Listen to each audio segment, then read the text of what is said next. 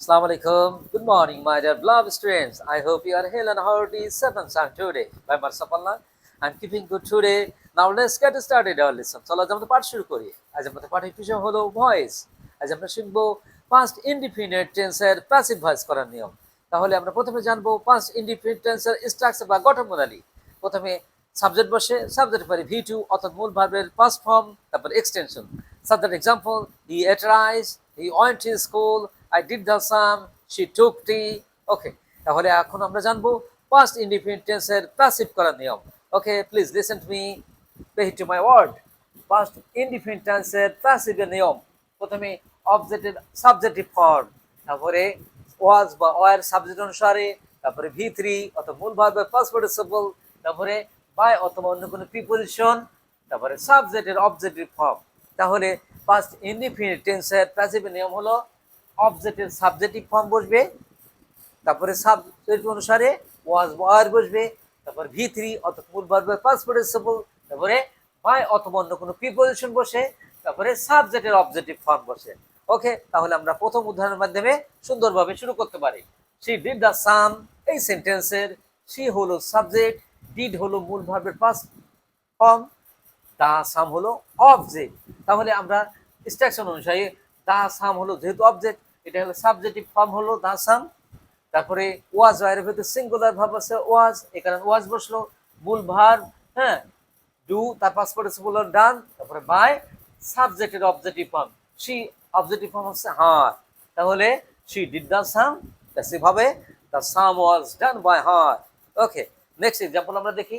We help them, এই সেন্টেন্সের we হলো সাবজেক্ট, হেল্প হলো ভার্ব অর্থাৎ ভার্ব টু, দেম হলো অবজেক্ট। তাহলে দেমটা যখন আমরা সাবজেক্ট হিসেবে ব্যবহার করব তখন এখানে দে বসবে। আর দে যেহেতু প্লুরাল সাবজেক্ট, এই জন্য ভার্বটা প্লুরাল হয়। ওয়াজের ভিতরে প্লুরাল ভার্ব ওয়ার, তারপরে মূল ভার্ব হেল্প, তার পাস্ট পার্টিসিপল হেল্প, তারপরে বাই প্রিপজিশন বসলো। উই এর অবজেক্টিভ ফর্ম হচ্ছে আস, তাহলে we help them, they were help by us. Okay, next example দেখি। Did I see him, student, এই পাস্ট ইনডিফিনিট টেন্সে যদি ইন্টারোগেটিভ হয় সেটাকে আমরা যখন প্যাসিভ করব তখন কি হবে?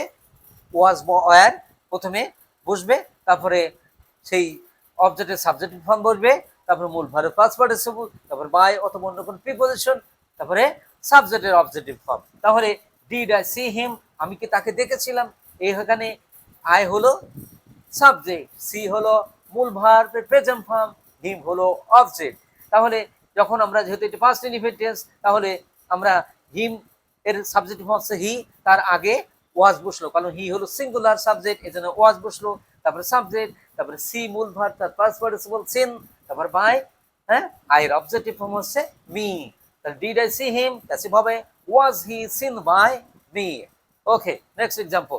Did the boy do the sums, এই সেন্টেন্সের দ্য বয় হলো সাবজেক্ট, ডু হলো মূল verb present form, the sums হলো, হ্যাঁ, এটা অবজেক্ট, এবং দ্য সামস হলো প্লুরাল সাবজেক্ট, অবজেক্ট। ওকে, তখন এটা যখন সাবজেক্টিভ ফর্ম হবে দ্য সামস, তার যেহেতু এটা প্লুরাল, যেহেতু ইন্টারোগেটিভ সেন্টেন্স, এখানে ওয়ারটা সাবজেক্টের আগে বসলো, তো ওয়ার দ্য সামস, মূল ভার্ব ডু, তার পাস্ট পার্টিসিপল ডান, তারপর বাই, হ্যাঁ, দা বয় হলো তার অবজেক্টিভ ফর্ম হবে দা বয় হবে, লাস্টে কি হবে? Question mark. ওকে, তাহলে এখানে হ্যাঁ, did the boy do the sums passive হবে or the sums done by the boy. Okay my dear student, I hope that you have understood. তোমরা ভালো থাকবে, সুস্থ থাকবে এই কামনায়। আল্লাহ হাফেজ, আসসালামু আলাইকুম।